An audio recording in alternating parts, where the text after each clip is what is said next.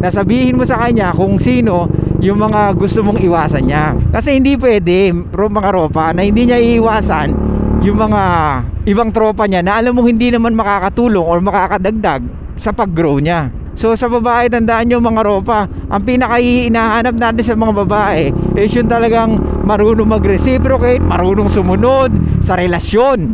So okay, balik tayo. Privacy. Let's talk about privacy. Ano naman yung privacy mo? Dapat ba na alam nyo yung password ng isa't isa? Not necessarily, pero depende yan sa level ng ano nyo. Kayo na magbigay ng condition na yan. Kung gusto nyo nag-open kayo ng phone na isa't isa, walang problema. Or pwedeng yung lalaki lang nakakapag-open ng phone mo, ng messenger mo, or ng social media mo. Pero sa lalaki, hindi mo pwedeng i-open. O yan na naman, putya, madaya na naman magagalit ito. Why? Kasi unang-una, ladies, hindi kami kagaya nyo na pag nag-post lang ng sexy picture, marami na kaming makukuha ng atensyon. Hindi ganun kadali sa aming mga lalaki na makakuha ng atensyon sa mga babae. Okay? The only time na pwede kami makakuha ng atensyon sa mga babae is yung pag nakita nila na we are very successful, or kahit nga na successful kami, it doesn't mean makakakuha na kami ng atensyon. Maybe likes. Let's say, I posted a Lamborghini. Pwedeng may mga mag-likes na pero it doesn't mean din na yung na yon is talagang magiging namin. Kaya huwag kayong masyadong kabahan sa mga boyfriend nyo kung magiging babaero ba siya or babaero ba siya. Unang-una pa lang, eto mga ropa, unang-una pa lang dapat alam niya, sinasabi niyo sa kanya kung ano yung pinapasok niya. Kung alam niya na ikaw yung tao na hindi mo binibigay agad yung relasyon kung hindi ka nakakasigurado sa isang at hindi ka titigil, like I said, you have the company. Treat your relationship like a company. You are continuously hiring. And kahit na may na-hire ka na, it doesn't mean tanggap na siya. So may probation pa. Ang probation sa relationship is yung sinasabi ko sa inyo na 6 to 12 months. Okay? Para makita nyo kung itong babae na to is karapat-dapat sa relasyon na gusto niya. Okay? Because we are the fucking gatekeeper of the relationship. Dahil tayo ang pinaka mahirap makipaghiwalay kumpara sa babae. It's very rare for men to leave the relationship.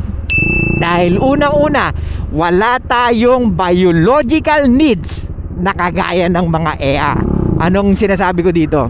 Women are always looking for the best guy. 'Di ba? Kaya pag hindi ka na the best, nawalan ka ng trabaho, yung circle of friends mo hindi ganun katatalino kaya nahawa ka. So ngayon, nakikita ng girlfriend mo, wala nang potential dito. So I need to leave him. Pero don't worry ropa, hindi kanya basta-basta iiwanan agad. Kailangan muna may mag-approach sa kanya at may lumandi sa kanya. Pag may lumandi sa kanya, i-check pa niya. Pag na-check niya na at the best siya sa'yo, then matakot ka na. Kasi ang gagawin niyang next is monkey branching na. Alright? So hindi ka niya hiniwalayan agad physically. Pero mentally, emotionally, unti-unti mong mararamdaman na unti-unti na siyang nawawala sa buhay mo. Okay? Yung last na yung doon, physically. Magugulat ka, hindi mo na siya nakakasama. Okay? Kaya mga ropa, huwag kayong titigil sa pag-build ng sarili nyo. Huwag kayong titigil na porket nakuha nyo na yung pinapangarap nyong is dapat maging kampante ka na. No, it's not. Regardless, kahit ikaw ang nakauna sa kanya, ang babae, walang pakialam pag hindi niya na nakikita na the best ka. Kaya mag-ingat ka. Okay? Okay, next natin, boundaries. So dapat may boundaries ka, syempre, di ba? Kailangan niyang malaman yung mga basic na boundaries mo. Ano yun? So kadalasan sa ating mga lalaki, bawal lang may kaibigang lalaki, bawal lang magsuot ng provocative, bawal mag-shorts ng maikli pag hindi ka kasama, bawal pumarty every week na hindi ka kasama, or dapat nang iwasan or refrain yung pagpaparty, at bawal nang mag-post ng sexy photos. Walang re-reply ang lalaki pag may nag-message or nag-DM sa kanya, or lalo-lalo na pag may nag-approach sa kanya, hindi niya kailangan sabihing may boyfriend siya. Ang kailangan niya, umalis na siya. Ladies, eto pinakamaganda nyo gagawin sa isang lalaki. Pag tinanong niya kayo, let's say you are already in a relationship or meron ka ng dinedate exclusively at alam mo na gusto mong ingatan tong lalaki na to dahil sa kanya mo nakita yung potensyal na hinahanap mo sa isang lalaki o yung criteria na hinahanap mo sa isang lalaki. So ibig sabihin, kailangan mong alagaan yon at hindi ka dapat magbigay ng any reasons para hindi ka mapunta sa sex zone category. Okay? Ang lalaki may tatlong category. Ano yon? Isang girlfriend category, wife category, at yung pinaka madalas mangyari sa mga babae is only sex category. Kasi nga masyado siyang pasaway na akala niya yung ganda niya at kahatan niya is enough to retain the guy.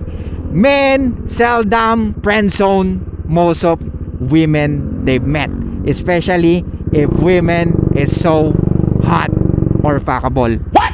Okay, ayaw mo sumunod? Sige, tutuloy ko pa rin to, but don't expect me that you will get a relationship from me. So ganito mga ropa, dapat alam niya yung bawat kondisyon na binibigay mo. Maliwanag?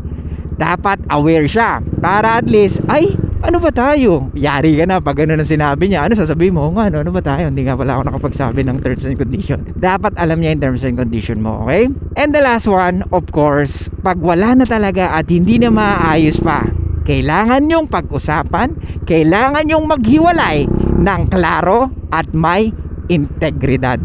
Ano ibig sabihin doon? Let's say for example, marami kayong sex videos. Kailangan i-delete ng lalaki or ni Ea yung videos nyo na yon. Siyempre, kailangan natin ng klaro dito at may integrity, di ba? At dapat malinaw at klaro na wala ng balikan. Okay? Kung kailangan i-block ang isa't isa, i-block ang isa't isa. Tandaan nyo, pag ikaw nag-resign sa isang kumpanya, merong exit interview. Mandatory yun. Kasi gustong malaman ng kumpanya ano yung reason mo bakit ka nag-resign. Baka pwede pa natin ayusin. Kasi kahit pa paano, doon mag-i-improve yung isang company pag alam nila yung reason kung bakit umaalis ang kanilang employee. So same thing sa relationship mga ropa. Alright?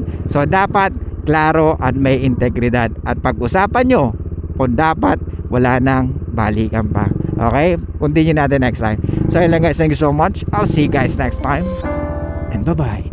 Show love and peace out.